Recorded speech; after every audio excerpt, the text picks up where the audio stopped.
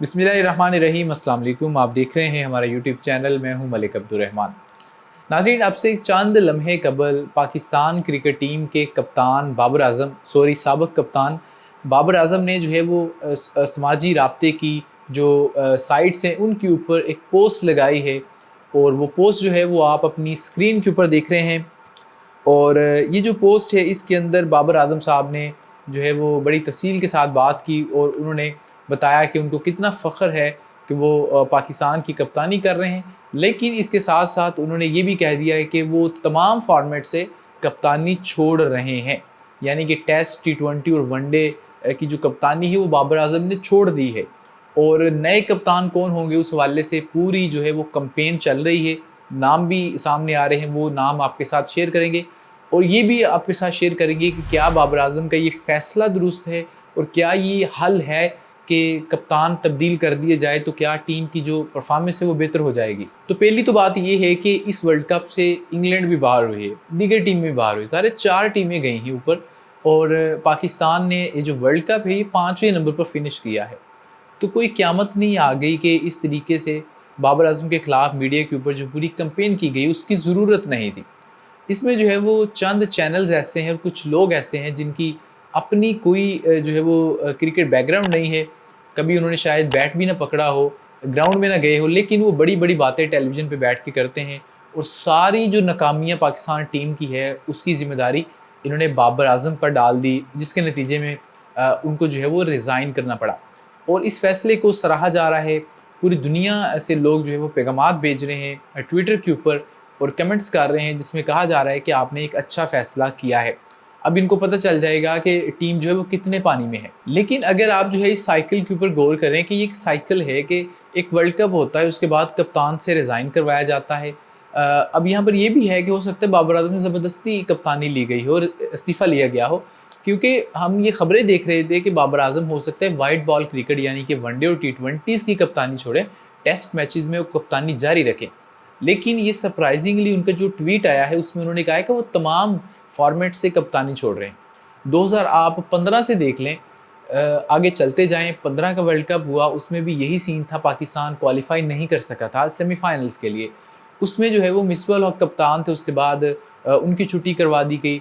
उसके बाद आ जाती है 2019 की बात, उसमें सरफराज कप्तान थे, उसके बाद उनको फ़ारिग कर दिया गया। अब 2023 में बाबर आज़म को फ़ारिग कर दिया गया। यानी कि पिछले 3 वर्ल्ड कप्स गुज़र चुके हैं, पाकिस्तान की टीम जो है वो सेमीफ़ाइनल में क्वालिफ़ाई नहीं कर सकी। 2015 का मुझे एग्ज़ैक्टली याद नहीं है कि क्या पाकिस्तान रन रेट पे बाहर हुआ था या वैसे ही क्वालिफ़ाई नहीं कर सका था। लेकिन 2019 का मुझे याद है कि 2019 में भी रन रेट पर पाकिस्तान बाहर हुआ था। तो इसका मतलब ये है कि इन खिलाड़ियों को पता होना चाहिए कि एक बायलैटरल सीरीज़ और एक जो आईसीसी का टूर्नामेंट होता है उसमें क्या फ़र्क है। बायलैटरल सीरीज़ में आपको कोई पॉइंट्स नहीं होते, लेकिन जब आप टूर्नामेंट खेल रहे हैं तो आपको अपना रन रेट भी देखना होता है। लेकिन हर 4 साल के बाद ये जो ड्रामा लगाया जाता है कि सारा मलबा कप्तान पे डाल दिया जाता है और उसको निकाल दिया जाता है, ये वही चीज़ है कि जब एक प्लेन क्रैश होता है तो पायलट के ऊपर सारा मलबा डालकर जो है वो उस तहकीकात को बंद कर दिया जाता है। अब क्योंकि बाबर आज़म ने इस्तीफ़ा दे दिया है, तो अब जो है वो कुछ नाम सामने आ रहे हैं जो कि अगले पाकिस्तान टीम के कप्तान बनाए जाएँगे। अब जो है वो पाकिस्तान के अंदर कोई ऐसी चीज़ नहीं है कि कोई इनकी सोच हो, कोई आइडियोलॉजी हो कि कैसे क्रिकेट को चलाना है। हम जो है वो डिफरेंट तजुर्बे करते हैं, कभी बाहर का कोच लेकर आते हैं, उसके बाद वो नाकाम हो जाता है, फिर पाकिस्तानी कोच आ जाता है, फिर वो नाकाम हो जाता है, फिर बाहर का कोच आ जाता है। तो अब जो है वो पहले मिसबा आया, उसके बाद कोई और कोच आया, अब आहिस्ता-आहिस्ता आपने देखा कि दोबारा से मिकी आर्थर को बाहर से ले आए हैं। अब ये तो एक चीज़ होगी। अब दूसरी चीज़ में ये है कि हमने ये देखा कि माज़ी में पाकिस्तान के तीनों फ़ॉर्मेट्स के अलग-अलग कप्तान थे, लेकिन उसके बाद इन्होंने फ़ैसला किया कि तीनों फ़ॉर्मेट्स का एक कप्तान होना चाहिए, और ये चीज़ें देखी इन्होंने ऑस्ट्रेलिया से, इंग्लैंड से, और फिर जो है वो ये हुआ कि अब वो भी नाकाम हो गया है। तो अब ये कहा जा रहा है कि तीनों फ़ॉर्मेट्स के अलग-अलग कप्तान होंगे, और उस हवाले से नाम जो चल रहे हैं वो आपके साथ शेयर करता हूँ। कहा जा रहा है कि जो T20s हैं उसमें शाहीन शाह अफरीदी जो है वो पॉसिबली जो है वो कौमी टीम के कप्तान बनाए जाएँगे, और वनडे और टेस्ट मैचेस में रिज़वान का नाम आ रहा है, और वनडे इंटरनेशनल्स में शान मसूद का नाम भी आ रहा है कि उनको कप्तानी दी जा सकती है। तो मैं ये नहीं कह रहा कि बाबर आज़म ने बड़ी एक्स्ट्रा ऑर्डिनरी परफॉर्मेंस दी है वर्ल्ड कप में बतौर प्लेयर या बतौर कप्तान। बतौर कप्तान मेरे ख्याल में वो अप टू द मार्क नहीं है, उनको नहीं पता कप्तानी कैसे की जाती।